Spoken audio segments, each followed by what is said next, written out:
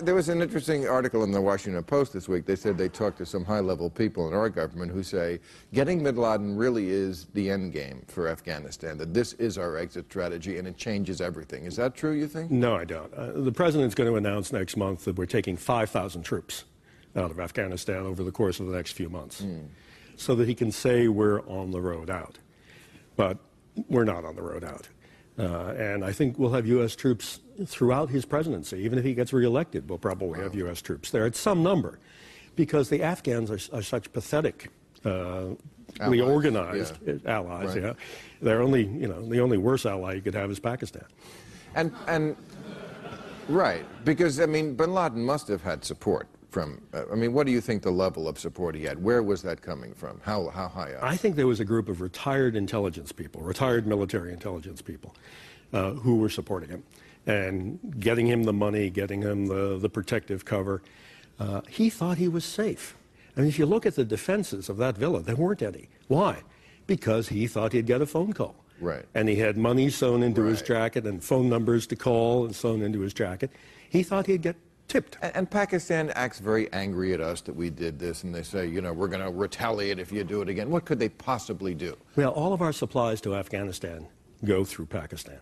So they kind of have us by the short hairs. I see. And every once in a while they pull on them.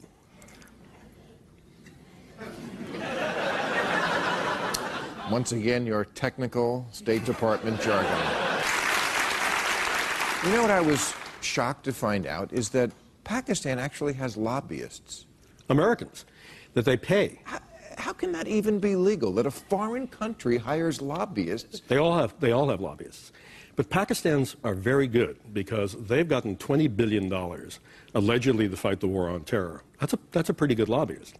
Especially... Since 9/11. Yeah, and especially since they're taking the money that they're supposedly fighting terrorism with, and they're building nuclear bombs with it. Right.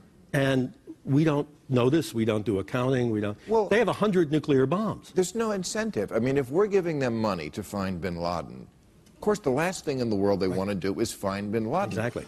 Why can't we have a system where we have a results-based foreign aid? If you find bin Laden, then we'll give you $11 billion. Yeah, no, exactly. Would that ever happen? That would be a good idea, but instead, they've built 100 nuclear bombs, and they're on their way to 200. I mean, they're cranking out nuclear bombs like sausages. Right. And there's apparently nothing we can do about it. Their whole worldview is, India must kill India.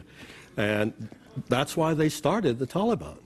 They started the Taliban to give them a base in Afghanistan so the Indians wouldn't be there.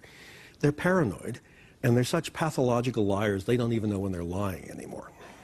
You're talking about the Pakistanis? Pakistanis. Okay, just to make that sure. Richard